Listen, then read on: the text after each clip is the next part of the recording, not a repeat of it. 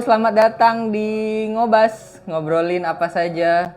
Kalau di orang-orang ngobrolin yang penting, kita yang penting ngobrol. Sebelumnya di sini ada Om Ato, omnya Dimas. Dimas. Oh, Mas nama gue ya. Aduh kaku banget aja openingnya. Ayo gak apa-apa lah. Oke, di kesempatan kali ini gue mau ngebahas bagaimana cara ngambil keputusan tapi dalam keadaan sulit. Kan kebanyakan orang itu kalau ngambil keputusan kan gampang gitu kan. Tapi di sini pressure-nya adalah gimana kita ngambil keputusan dalam keadaan sulit. Gitu loh.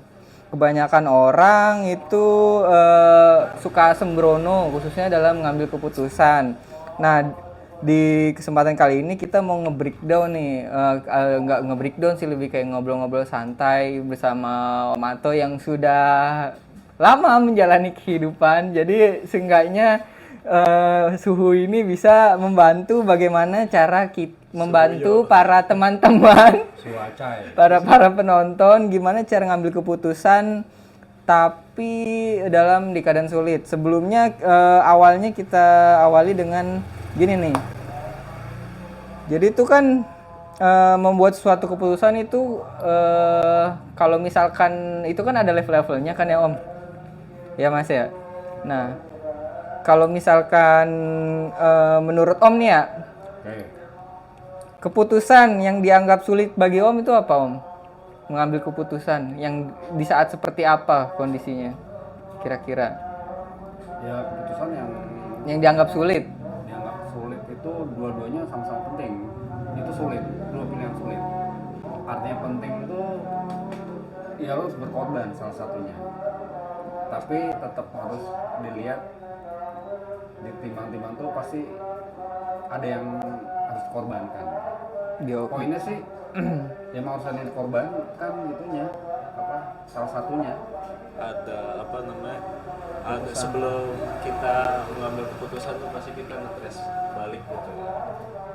Iya. Ngetres balik tuh maksudnya kira-kira keputusan yang gua ambil ini nyaman apa enggak buat gua ya kan. Pertama itu dulu. Yang kedua kan efek sampingnya apa gitu. Efek samping kan pasti ada tuh kan. Mengambil keputusan A apa B walaupun sama-sama penting pasti ada efek sampingnya kan. Kalau misalkan kayak gue kan, kalau misalkan mengambil keputusan tuh yang gue anggap sulit itu ketika udah di apa ya, masalah-masalah yang kayak tujuannya sih emang kalau misalkan ngambil keputusan tujuannya untuk masa depan kan. Pasti. Tapi kan Bisa. Tapi kan mau bagaimanapun sulitnya itu ketika kira-kira ini tuh udah diambil keputusan cukup di sini aja apa nantinya bakal merembet ke depan gitu loh. Kadang itu yang menganggap apa yang gua anggap kayak itu tuh yang keputusan yang sulit gitu. Ya kalau keputusan sih pasti impact-nya buat masa depan karena ada past, present, future. Nggak, kadang kan kayak ada keputusan yang oke lah cukup di lingkup itu doang, di kesempatan itu doang. Di kedepannya tuh ya udah emang berlalu aja, tapi kadang kan ada keputusan yang ini tuh emang nantinya berpengaruh gitu, kayak misalkan di masa sekarang gue ngutusin pasangan gue sekarang gitu kan. Nah, impactnya tuh nanti di masa depan tuh kayak coba dulu gue putusin gitu kan. Sekarang dia jadi orang yang kaya loh gitu. Iya. Berarti lo apa namanya? Ada penyesalan. Nah, ketika ngambil keputusan itu harus siap sama penyesalannya juga nggak? Enggak sih kalau kita lihat ke depannya karena nggak ada yang tahu kan. 1 Iya, menit, benar. 2 menit, 5 menit ke depan kita nggak ada yang tahu. Nah, Jodoh, nasib, mati itu nggak ada yang tahu. Jadi nggak usah takut. Emang prosesnya harus lewat itu. Artinya tuh segala sesuatunya kan ya kalau kita bicara Tuhan ya semua dari rumah Tuhan. Kita hanya menjalankan saja. Ya udah jalanin. Tapi tetap harus ada resiko-resiko. pertimbangan. Yang meminimalisir resiko. Ya. Ketimbang kalau kita ambil keputusan A, wah ini agak banyak nih Berat- resikonya. Berarti Mungkin itu ada. pertimbangannya mungkin harus lebih banyak happy-nya ketimbang Oh iya dong, nyaman. Ya nyaman. Kayak lu lagi main remi aja dah. Ah, Lu udah dapet nih seri 1 nih. Terus ada 2 paralel, 2 pasangan paralel. Lu tinggal pilih nih mau yang mana nih. 10 kembar apa 6 kembar ya kan. tapi kan orang memang Pastinya emang tujuannya kan bahagia. Nah. Apapun bahagia. Karena semua ya you make it happy. tapi gini loh Om, ketika kita membuat keputusan itu kan memang kita tujuannya bahagia, tapi kan di sisi lain ada yang nggak bahagia dengan keputusan yang kita buat. Ya, itu resiko. Resiko itu. Resiko. Kan gua bilang Nggak bisa kita ngebahagiain semuanya. Iya. Pasti ada sesuatu yang korbankan gitu loh. Iya Tapi sih. balik tadi yang minim gitu, minim. yang kira-kira lu bisa handle, lu bisa kuasai resikonya itu loh, maksudnya resiko terburuk tuh pasti ada. Tapi berarti walaupun udah dipikirin semateng-matengnya, seminimalnya resikonya, nggak ada keputusan yang saling gitu. Oke, deal, kita pisah misalnya gitu kan. Bahasanya secara baik-baik dalam kutip gitu kan. Berarti nggak ada tuh Ya, yang namanya kalau secara baik-baik. keputusan contoh misalnya pada saat memutuskan untuk bercerai, karena udah pernah lah ya, Hmm. kan kita nggak bisa satu pihak, harus ada kedua belah pihak, karena emang mungkin itu buat kebaikan bersama. Hmm. Ya bisa aja terjadi, tapi ya risikonya emang harus kita lewatin. Mau itu free fall, mau itu lebih senang, pasti ada penyesalan, pasti ada. Hanya kan itu kita udah pikirin semuanya. Ya mungkin atau jalannya Tuhan seperti itu, wah emang harus proses itu. Ini jalan yang paling baik. Meskipun ada yang bilang bercerai itu Nggak bagus. tidak disukai. Tapi Iya kan sih. namanya jalan hidup ya, Emang harus di ini harus nih. lewat ke situ kita gitu. Iya. Karena bagaimanapun pada akhirnya kan buat pelajaran juga buat kita, buat pihak yang lainnya juga gitu, maksudnya bukan cuma kita doang pelajarannya nih, buat orang di sekitarnya juga dapat pelajarannya gitu. Oke. Nih, pertanyaan selanjutnya, oke. Apa perbedaan antara keputusan sulit yang bersifat personal versus profesional? Misalkan di sini contohnya ada pindah kerja, mengakhiri hubungan. Tadi kan udah mengakhiri hubungan kan? Terus atau memilih prioritas hidup. Nah, ini kan Om udah mungkin bahasanya udah ganti-ganti kerja ya Om.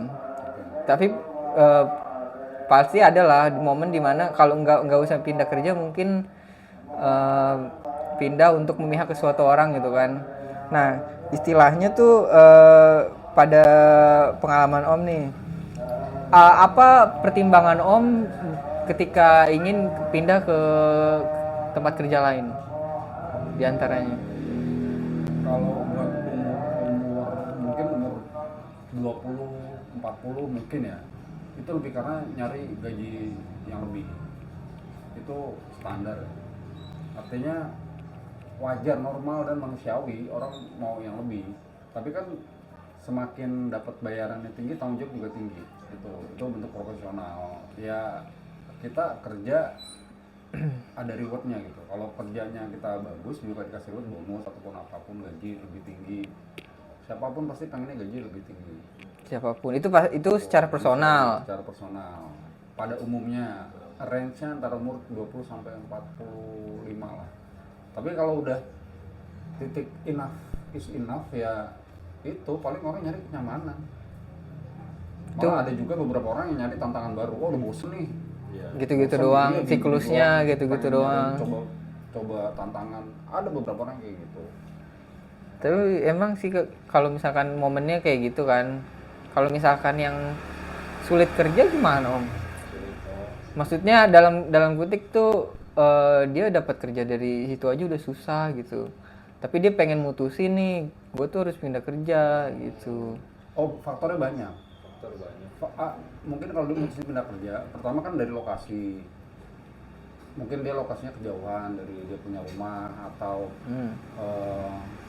apa istilahnya tuh dia mau mencoba tantangan baru, pengen keluar negeri atau pengen usaha, ya banyak, sebenarnya banyak putusan-putusan dan itu pasti dipikirin, nggak mungkin. Nah kalau menurut Om nih, kali aja teman-teman ada yang butuh saran ketika udah di posisi yang secara personal udah nggak nyaman, udah nggak betah. Om ada nggak saran nggak kayak misalkan gimana caranya dapet kerjaan yang baru gitu, channelingnya? Kalau pengalaman pribadi sih istilahnya gini, kalau orang udah kerja ya, udah kerja apalagi udah klik sama lingkungannya, artinya dia udah nyaman. Nah kalau emang dia ngerasa ada titik udah mentok nih, karirnya udah, ya biasanya sih dia buka usaha sampingan. Nggak tahu juga sih, ada yang buka usaha sampingan, ada yang Side hustle lah, Ya. cari apa penghasilan selain Sampingan. yang utama itu. Nah masalahnya kan kalau misalkan kadang-kadang kebanyakan orang udah capek sama lingkungan kerjanya, boro-boro mau sampingan. Apalagi kalau yang misalnya kerja sampai 12 jam sehari. pada dasarnya kan itu kerja sama orang ya, Ya, kecuali dia membuka lapangan kerja baru, tapi emang itu benar-benar satu keputusan yang sulit tuh. Situasi terjepit banget sih Iya. itu, kalau itu kerjaan lu satu-satunya ya kan. Terus Hmm. sedangkan lu nggak nyaman nih, lu nggak nyaman di situ dan lu belum ada berpikir bahwa belum ada yang bisa gantiin kerjaan ini gitu. peluang baru lagi. Iya, itu pilihannya dua, antara lu terusin tapi lu remuk, Hah? atau lu keluar tapi lu remuk juga sebenarnya. Berarti itu bisa aja sebagai sinyal dong. Ya gambling. Tapi ya balik lagi gini, Lu mau remuknya kerja apa saran remuk sih gini, nganggur? kalau misalnya sorry itu saya, kalau utangnya banyak, kartu kredit, cicilan, ya usahakan itu kan gambling yang kita nggak tahu. Artinya kalau misalnya punya tabungan, katakan punya tabungan apa Bitcoin, ya itu beda cerita. Dapat warisan, dapat hibah, beda ceritanya. Tapi kalau yang benar-benar baru merintis, disarankan sih ya udah kerja, artinya cari pengalaman sama ya Mungkin badan dulu lah di situ iya, gitu. nyaman lah dia kerja. Kalau emang ada tawaran bagus, dia bisa bagus naik jabatan, atau dia ada tawaran dengan posisi kerja yang sama dengan gaji yang berbeda, ya pastinya ini. lebih tinggi. Ya, itu Soalnya bisa. mindset apa anak-anak sekarang rata-rata begitu. Nah, berarti kan dia harus seenggaknya buka usaha gitu kan. Usaha berarti kan butuh modal. Nah, di dalam dia bekerja kan dia tuh pasti punya pertimbangan dong, dan dia harus ngambil keputusan lagi kan, kayak misalkan dengan kerja misalkan UMR berapa sih, Jakarta tau lah 4 juta gitu kan. Nah sementara bahasalah generasinya ini generasi sandwich. Iya. Nah berarti kan dia punya prioritas kan, prioritas di mana dia harus ngidupin orang tuanya dan dia juga harus ngidupin dirinya. Di sisi lain dia juga harus nabung. Nah buat escape itu kan, buat buka usaha itu, nah itu kan juga termasuk keputusan yang sulit. Ya dia harus berani buat keputusan, artinya mau pilih yang mana. Iya. Berarti orang tuanya nggak usah dulu gitu. Enggak juga, ya Apa dikurangin gini, jatahnya? kalau misalnya kita niatnya baik ya, insya Iya. Allah semua niat yang baik itu juga jalan, pasti ada jalan. Karena nggak mungkin orang Tuhan tuh menguji benar-benar yang ibaratnya kalau dikasih obat, dikasih penyakit pasti ada obatnya. Dua jalan itu, dikasih kesulitan pasti ada kemudahan. Apalagi kalau niatnya bagus ya. Nah, kalaupun emang dia gagal, berarti kan emang tempatnya bukan di situ. Tapi dia berani coba. Istilahnya tuh you never know, you never try. Dido nggak kena masa bodoh. Gitu. Kayak gitu. Apa ya, kalau buat anak-anak sekarang tuh sarannya tuh jangan langsung gampang ngeluh. Iya, Soalnya iya. kebanyakan Jangan tuh emang sih ada bagian-bagiannya, ada job desk masing-masing. Contoh dulu pernah di IT kan. Iya. Cuma karena masalah ini kok nggak nyala laptopnya, ya kalau bisa dicari tahu dulu. Emang sih pengetahuan umum ya, ini contoh aja ya, kayak misalnya powernya udah masuk belum atau apa, yang ditiup manggil IT, divisinya IT, kan katanya cuma sederhana, cuma ini. Jadi kita tuh cari tahu dulu intinya. Kesampingkan dulu ego pribadi. Ya, kayak contoh mau ganti kertas, ganti tinta, ganti pita, harus manggil IT-nya juga. Sebenarnya kan itu bisa kalau kita diajarin kan sebenarnya mencoba bantu tim IT-nya juga karena biasanya tuh IT desktop help desk itu Harus nggak ada. banyak. Nah, pas ngambil itu sih apa keputusan kira-kira yang peran yang Om duluin yang mana sih Om kalau misalkan ngambil keputusan sulit itu? Apa peran logika, emosi, intuisi? Intuisi dan logika. Intuisi dan mati gini nih, feelingnya gini misalnya, kayaknya Karena udah pengalaman kan, intuisi itu hasil dari pengalaman sebenarnya. Jadi terekam di memori, outputnya berupa Intuisi. ya feeling. outputnya itu berupa apa? Alam bawah sadar. Artinya ketika kita ngambil keputusan itu udah nggak ngetres logika lagi kalau udah intuisi itu. Udah Tapi benar-benar bukan karena feeling buta sebenarnya, bukan karena nggak pernah punya pengalaman terus nggak nyaman gitu cabut. Nggak, kalau intuisi itu kan lebih ke gua pernah nih dulu udah pernah pengalaman nih cabut dari kerjaan nih, kayak gimana rasanya kan gitu. Udah cabut aja gitu. Itu feeling intuisi main tuh di situ gitu. lah, tapi kan ketika lu bilang mau cabut kan lu pasti nanti gimana ya ke depannya, apa gue bisa dapat kerja Ya lagi. kalau udah intuisi dia udah nggak mikir ke situ. Artinya nanti setelah itu dia punya jalan lagi nih, dia udah punya planning sebenarnya. Walaupun- Planningnya bawah sadar. Walaupun ini Jadi istilahnya dia kan pasti ninggalin teman-teman kantornya, mungkin Iya. karena udah asik, wah ntar bisa adaptasi baru lagi, nyari teman lagi. Karena nggak semua orang juga nyarinya tuh uang. Ya ada lah beberapa orientasinya money. Pokoknya duit gua, gaji gua gede, gua kerja, pulang kerja pada waktunya, pulang selesai pulang. Tapi kan hati kebahagiaan itu nggak dilihat dari situ. Kebahagiaan itu selain dapat dari gaji, kita juga dapat teman-teman yang Betul, asik gitu, betul. yang enak, Lingkungan kerja, bos ya. yang enak. Kadang itu juga salah satu faktor yang, aduh ini bos udah enak, nih teman-teman udah asik, kan belum tentu. Kecuali emang dia berani ngambil risiko, bakal hilang atmosfernya itu. kalau berarti ini lingkungan kerja. Kalau pengalaman gue sih Om, emang ada sih apa make sense juga. Jadi gue kan walaupun cuma PKL doang atau part time kan gue ngerasain kayak gitu kan. Di PKL gue tuh orangnya kalau dalam satu apa bahasanya ya, satu tempat itu kan ada yang ya ada timnya. Ntar ada bagian hot kitchen, ada cold kitchen, ada garden mangse. Nah kan gue di pertama tuh ditempatin di hot kitchen. Di hot kitchen itu wah orangnya macem-macem lah. Ada yang Pasti cerewet, ada yang cari muka banget, bener. ada yang Dunia kerja nyantai. itu macam-macam. Lu bisa ketemu watak yang keras, yang orang yang nyuruh-nyuruh, wajar. Dan itu emang ya dunia kerja seperti itu, kita harus siap. Dunia real lah. Real ya. Bukannya yang kita kalau orang baik-baik, kita Iya. harus berani ngadepin ntar bosnya galak, bosnya cerewet, bosnya ya macam-macam lah. Nah pas gue pindah ke Garden Mangse itu bosnya enak, ngerangkul banget gitu kan. Jadi kan dari pengalaman gue PKL itu kan jadi kayak dapet gitu loh, oh ternyata lingkungan kerja tuh kayak gini ya, apa cuma di sini doang gitu kan.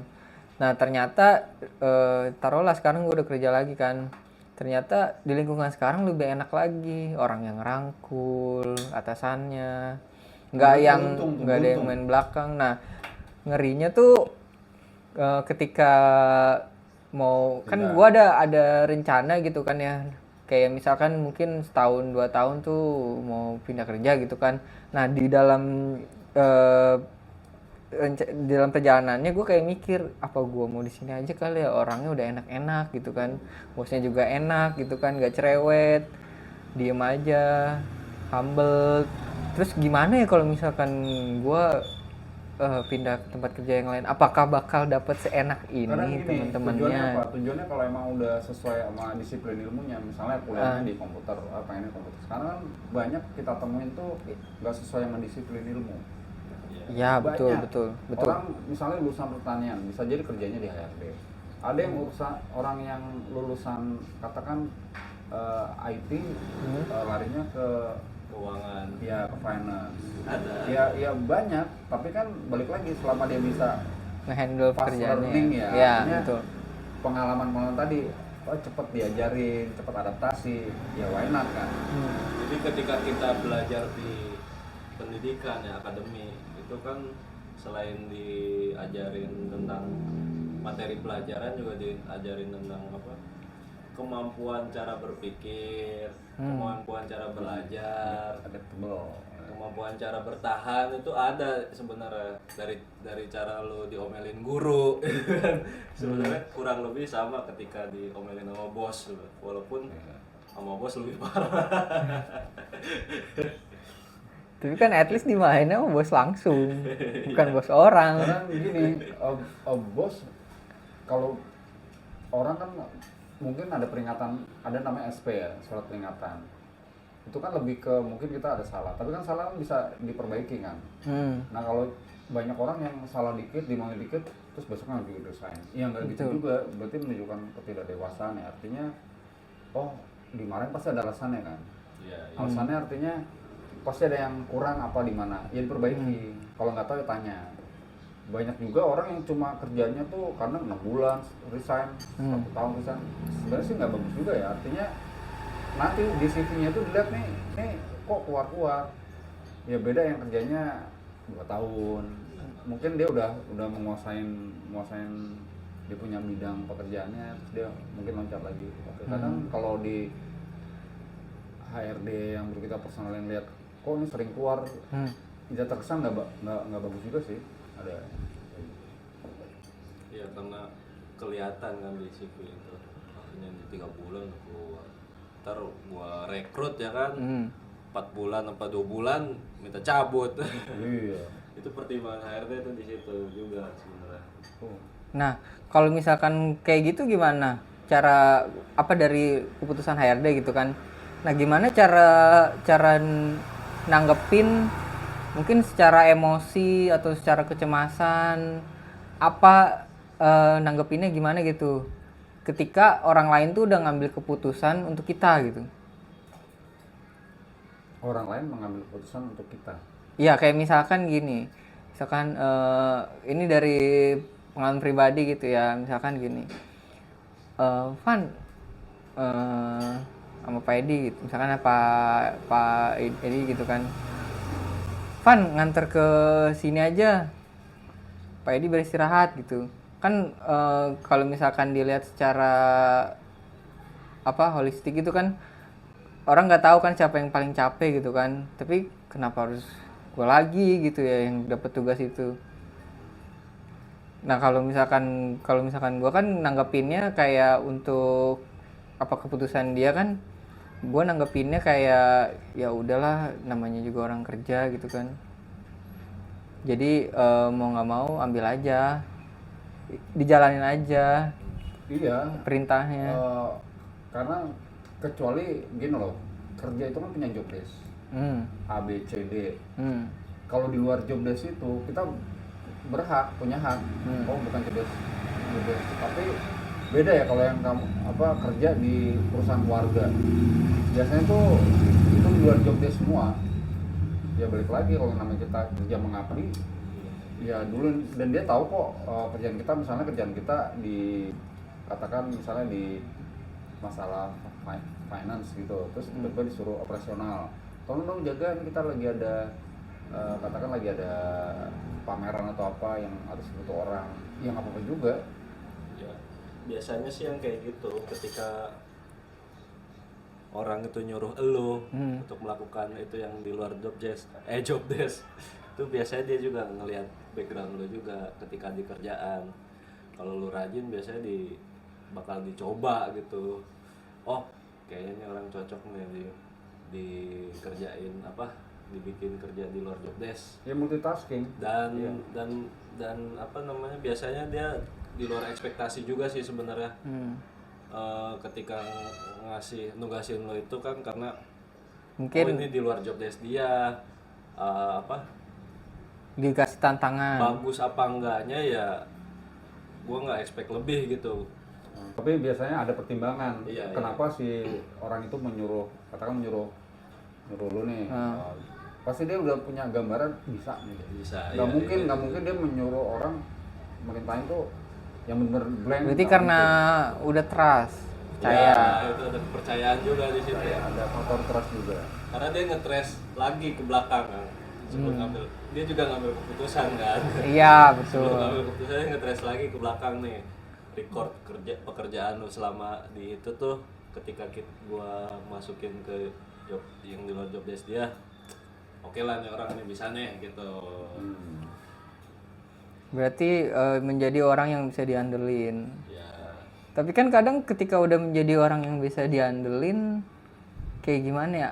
Apa-apa nanti semuanya di kita. Kayak kerjaan 3 orang dikerjain 1 orang. nah itu balik lagi tadi Bang. Itu kan resiko setelah ngambil keputusan ya. Ya nggak apa-apa juga. Siap nggak? Kalau proof terbukti bisa nih jalanin nih. Nah, Ya pasti kan orang itu juga akan lihat kemampuannya kan multitasking dan itu memang diperlukan buat saat-saat ini ya. Jadi nggak cuma katakan cuma bisa misalnya di kantor tuh ada outing gitu ya. Katakan ada outing nih dan di perusahaan itu nggak butuh IO. Ya nge-manage jadi ya kan kayak lu Om juga jadi IO juga kan. iya, di kantor dulu Jadi nggak- fotografer nggak juga. pernah. Nah iya kadang ada bakat-bakat kita yang bisa dilihat ya bukan berarti ini tapi yang penting kita do the best lah dan hasilnya ada kok nanti. Ini kan pasti awalnya Om pasti awalnya gini kan, oke lah Om jadi IO gitu kan. Keputusan awal oke. Di next selanjutnya misalkan toh lu jadi fotografer bisa nggak gitu. Bisa iya Ya, kan- apapun kan Emang orang pas ngeliat, kayak pas ditanya gitu nggak ada pertimbangan Om, kayak ya bisa sih tapi kan ntar masa semuanya gua, emang nggak ada memang pikiran-pikiran kayak gitu Om. awalnya gitu, awalnya ada pikiran ini apa Gua, iya. gitu. Tapi kan balik lagi kalau kita mampu ya dengan senang hati gitu lu oke bahagia, jangan sampai nanti kalau emang nggak suka nggak bisa bilang aja oh saya udah overwhelmed lah, kewalahan lah, udah nggak kuat nih, Iya, udah iya, banyak iya, nih iya. masuk ngurusin ini ya tinggal bilang nggak apa-apa dan pasti orang itu nyuruh pasti oh bisa kok ini nggak bukan yang bener-bener full gitu. Ya ada beberapa bos yang kayak bodo amat dah, pokoknya selesai. Ada juga yang dia nanya nih setelah lo mengerjakan sesuatu yang di luar job desk lo, gimana tadi kerjaannya, Iya. susah apa enggak nih buat lo gitu. Lo kan pasti ada komunikasi tuh di situ. Iya. Ya ada namanya apa? Evaluasi lagi pekerjaan. Kayak gue kan di kerjaan yang sekarang juga kan gitu, gue ngajar, ada yang ntar ngajar robotik, ada yang ntar ngajar clay arts, ada yang ntar ngajar desain grafis, dan apa ya, gue bisa, cuma gue nggak menguasai banget gitu kan. Apalagi soal desain grafis yang komputer gitu, gue nggak terlalu banget menguasai. Tapi ketika gue dihadapkan Diceburin ke situ. diceburin ke situ, Lu mau nggak mau harus kan, karena profesional gitu. Dan ternyata dengan pelajaran yang gue ambil selama kuliah itu kan, ya itu apa, belajar adaptasi itu kan, ketika kuliah kan kita ngerjain skripsi nih kan, adalah dikit-dikit buat desain gitu kan, kok bisa tuh. dan biasanya juga desainnya bukan desain yang jelimet. Biasa kalau yang jelimet desain yang memang profesional dia akan hire yang ahli. Kalau cuma sekedar bikin flyers atau apa kan bentuknya contoh kan cuma komunikasi ke klien. Yang penting dia baca atau maksudnya ya sekedar cuma bikin desain ya contohnya seperti itu. Ya kalau apalagi buat ngajarin anak-anak ya cuma input ukuran ya kan, terus Ya. ambil dari Google, tempel situ gitu doang sih sebenarnya. Nah ini kan dalam lingkungan kerja ya. Gimana kalau kalau kita geser ke lingkungan bermasyarakat? Misalkan di dalam kondisi gini, kita uang pas-pasan, ya kan? Ada orang datang, Oke. mau pinjem duit. Nah dia juga butuh buat taruhlah lahiran bininya. Itu cara ngambil keputusannya gimana tuh Om? Kita harus minjemin atau bilang nggak Nah, usah? itu balik lagi pengalaman. Artinya gini, kalau emang udah trust sama orang itu, Hmm. dalam bentuk trustnya kita tahulah orang itu kemampuannya emang bisa akan bayar, ya why not kita kasih pinjaman. Tapi kalau emang nggak yakin, lebih baik enggak. Kalau gua ya prinsip gua siapapun orangnya gitu. Ketika gua mau nolong itu, gua harus lihat dulu nih, gua bisa ketolong nggak.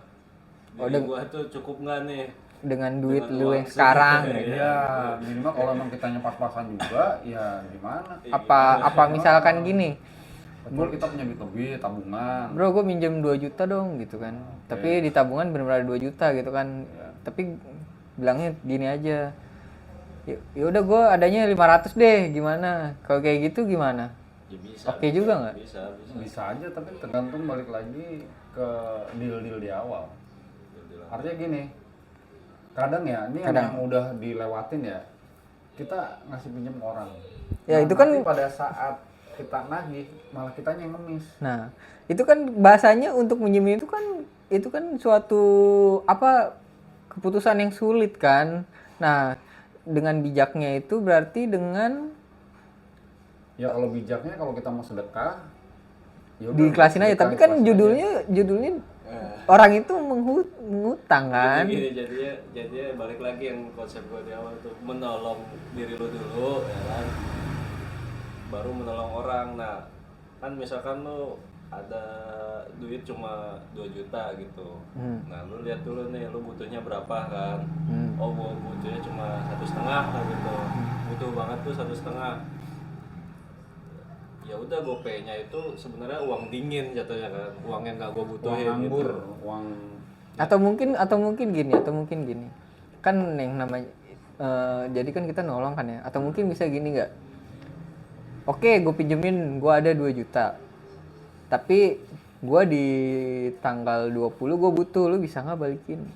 Kalau kayak gitu ngejerat atau biasanya gini, kalau tetangganya tahu kerja dia, biasanya kan ada tanggal gajian.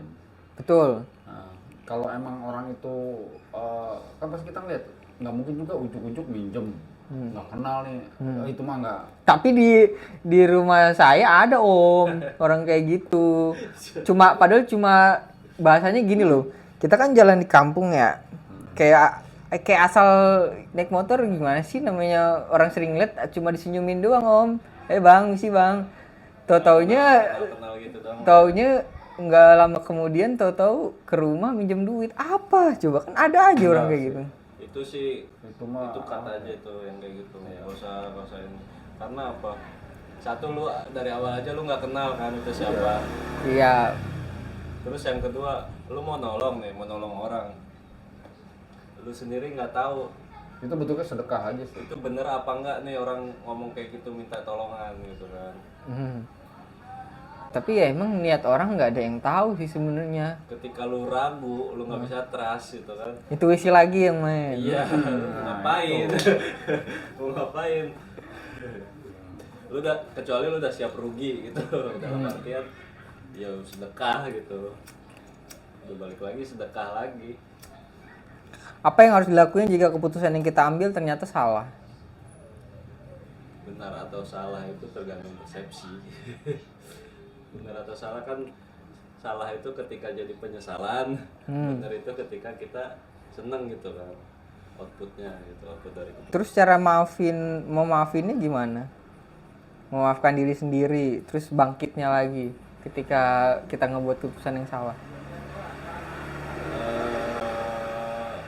Ya kita retrace lagi aja, trace ke belakang lagi ketika kita ngambil keputusan itu. Karena balik lagi kan, apapun yang terjadi sekarang itu hasil keputusan kita di masa lalu. Iya. Past, present, future. Enak enak pahitnya itu kan harus kita nikmatin. Kadang ada kita dikasih cobaan, dikasih maksudnya ya ujian, pasti kita kan lihat nanti ke depannya, oh pernah nih kayak gini nih, pasti ada sesuatu yang bermanfaat apapun, ada hikmahnya lah istilahnya. Everything happens for a reason. Ya, iya benar. Segalanya. Yang penting satu, jangan sampai lu menghadapkan diri lu pada banyak pilihan. Ketika lu cuma dikasih 2 pilihan nih, tapi lu malah mengadakan 3 pilihan, 4 pilihan, 5 pilihan, wah jangan. Dipersempit kalau bisa sih. Kalau pepatah Prancis bilang trop de choix tous les choix. Apa? Too many choices kill the choices. Oke, ini kan dari Om udah nih. Sekarang gue mau nanya sama lu, Mam. Apa keputusan sulit terbesar yang pernah lo ambil? Terus bagaimana lo ngelakuinnya? Oh, waktu gua ini ya, waktu gua mau nyelesain skripsi. Nah, Itu sebenarnya sulit banget sih, pilihan sulit menurut gua ya. Karena gua di satu sisi gua belum pernah tuh namanya bikin buku. Menulis aja gua jarang gitu. Menulis jarang, apalagi baca gitu kan. Itu di luar gua banget lah gitu, di luar gua. Sedangkan gua harus ngerjain itu sendiri karena itu istilahnya tugas gua gitu kan. Terus gua mikir ini gua bisa apa enggak ya gitu. Gua bisa enggak nih lulus tahun ini gitu, lulus tepat waktu. oh iya, lu di situ harus buat keputusan kan. Lu harus nyelesain sekarang atau nanti. Tapi nanti ditinggal teman-teman. Iya, ya banyak sih sebenarnya pertimbangan gua waktu itu kan. Ya kan kayak waktu itu lu bilang ya katanya tahun ini doang yang nggak ada sidang ya kan. Iya, itu. Itu pertimbangan lu kan. Pertimbangan kan banyak tuh ya kan. Iya. Enak gak enaknya tuh di situ kan. Gak enaknya tuh ya lu lagi posisi kan karena habis kuliah online ya. Kuliah online Niat lu tuh nggak ada kan. gak ada karena gua masih nyaman. Coba bagi sharing tips Masih dan larian nih kuliah nih. tips dan strateginya. Terus suruh bikin skripsi. Gitu. Terus kan gue mau nggak mau harus ngambil pilihan yang enaknya paling banyak, gak enaknya paling sedikit gitu. Lo harus ngorbanin apa nih? Ngorbanin waktu nyaman lo atau ditinggal teman-teman itu. Karena kan kalau lo nerus kuliah lagi kan bayarnya nerus lagi ya kan. Gitu kan. Dan juga lo semakin lama terombang-ambing di tengah laut, Makin carut marut. iya. Nah, yang gue lihat kemarin itu ternyata lebih banyak nggak enaknya kalau gue nggak nyelesain tahun itu gitu. Pada akhirnya gue ngorbanin lah tuh waktu enaknya itu gue korbanin semuanya. Udahlah, kerjain nih skripsi kelar. Tapi kan jadinya lu setelahnya udah nyantai kan. itu maksudnya, maksud gue gitu. Gue akhirnya ada yang dikorbanin kan waktu nyantainya itu gitu. Walaupun bagi sebagian orang ya sepele lah begitu, tapi itu berat tuh. Gue ngambil keputusan itu. Bijak lu tuh berarti ya daripada ditinggal teman terus yang ada malah nggak kelar akhirnya lu memutusin itu buat ngelarin. Iya. Berarti terakhir aja nih dah. Iya. Terakhir dah nih, kita refleksi sebentar. Berarti tuh mengambil keputusan sulit itu emang nggak mudah kan? Malah nggak pernah mudah sama sekali kan? Tapi mau bagaimanapun itu kan adalah bagian dari proses pertumbuhan kan? Dan pembelajaran. Yang penting adalah bagaimana kita belajar untuk mendengarkan diri sendiri. Terus mempertimbangkan semua opsi dan siap menerima konsekuensi dan keputusan kita. Kalau dari Om sama Umam ada nggak nih pesan-pesan inspiratif dalam mengambil keputusan? Dari Isman dulu deh. Ya. Nih, teman-teman ingat ya, nggak ada keputusan yang sempurna. Yang ada adalah keputusan yang kita buat dengan hati dan pikiran terbuka, serta kesediaan buat belajar dari hasilnya. Tuh. Coba kalau dari Umam atau Om. Kalau dari gua sih isu sederhana ya sebenarnya buat gua juga, berpikir 2 kali aja dulu gitu. Jadi kalau emang belum klak banget diulang lagi, dipertimbangin Tapi lagi. kalau prinsip Jawa tuh kan nek wani ojo wedi-wedi, nek wedi ojo wani-wani kan gitu. Wani ya ora, wedi ya ora. Orangnya mau siap. Prinsipnya orang Jawa tuh gitu tuh. Iya, kalau keputusan itu kan apalagi yang sulit ya. Dan Iya. kita intinya sih harus bisa terima risiko yang paling pahit lah. Dan kalau emang jalannya ke situ, ya kita harus jalanin aja. Proses nikmatin Yakin aja. dengan 100% lah Iya. gitu.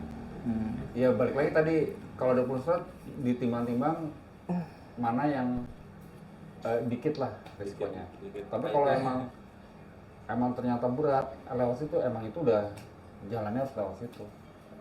Kita kan hidup nggak, karena kita juga ada takdir harus lewat situ, ya udah nggak usah takut juga. Pasti di ujung sananya tuh keren, apapun. Tapi Happy kita ending. Keren. kita perluas dikit ya Om, nggak itu keluar dari tema nih yang namanya takdir.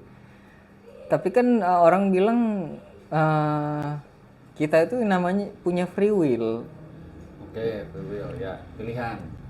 Nah berarti apa gunanya punya pilihan kalau takdir udah Karena ditentuin? gini, yang nyiptain manusia, Pilihan. ya manusia. Iya. Ya balik lagi tadi, kita mau berbuat baik atau enggak, itu pilihan juga. Katakan gini, misalnya ada perampok atau ada apa, dia melakukan kejahatan. Pada dasarnya kan orang diciptakan kayaknya dia nggak mau kayak gitu deh. Pasti ada sesuatu yang dia harus berbuat seperti itu. Misalnya dia kelaparan atau belum makan, mungkin dia mencuri atau apa. Pasti ada sisi-sisi yang mengakibatkan dia berbuat itu. Nggak mungkin dia tanpa alasan. Tapi kan ada juga yang emang oke lah itu mungkin dia maling atau apa secara spontan gitu kan karena memang ada kesempatan. Ya. Tapi nah dalam pikirannya mungkin ada pertimbangan, tapi kalau gue maling mungkin tadi gebugin terus atau enggak dosa. Tapi kalau misalkan gue nggak maling ntar gimana bayar SPP gitu kan. Nah itu dia pertimbangannya antara dia digebukin atau dia nahan lapar, mati nahan lapar, mati digebukin. Pilihannya 2 itu. Dia pilih yang mana? Itu basic. Itu basic. Nah berarti dengan begitu takdir dia ngambil, terus takdir yang diambil emang barangnya udah harus hilang. Itu kita nggak bisa prediksi yang apa ya, kadang sambil jalan aja banyak kesempatan. Misalnya kita mau apa, ada barang orang yang nggak ini, karena kalau udah secara mental, secara moral kita, oh itu bukan milik kita, milik orang, ya banyak. Kayak contohnya orang puasa kan, Iya. apalagi kita muslim ya, diajarin kan menahan Iya. menahan Lapar, melawan Artinya, nafsu. bukan itu juga sih, ya ego kita, ini baik atau enggak sih. Kalau Tuhan emang menjalankan dia harus lewat yang harus, katakan dia harus lewat, dia katakan ketahuan nih, risiko dia ketahuan nih, mencuri atau apa, ya emang dijalani begitu. Dan nanti ada pelajaran yang dipetik, oh emang kalau ini tuh nggak baik. Dan Oh makanya maling-maling yang maling lagi dia nggak bisa metik pembelajarannya itu. itu udah keenakan, Udah. kayaknya jadi profesi. Nah itu beda tuh. Antara dia pelajarannya buat maling lagi. Iya, nggak tahu deh. Iya. Tetap dapat pelajaran sih sebenarnya. Pelajarannya buat maling lagi. Ya gitu. Oke. Jadi segini saja dari tema mengambil keputusan, cara mengambil keputusan yang pasti semua keputusan sulit, tapi cara bijaknya ya begitulah Bagaimana baiknya. kita mengikhlaskan keputusan yang kita ambil lah gitu. Dan jangan pernah sesali keputusan yang sudah diambil. Iya, jangan. Intinya emang kalau kita harus percaya ketetapannya lah. Oh, Kalau emang harus lewat situ ya gimana? oke. Oke, udah nikmatin aja, syukurin, Ketetapan mutlak. jalanin. Ya. Oke, terima kasih semuanya yang udah nonton ngobas di sini. Mau bahas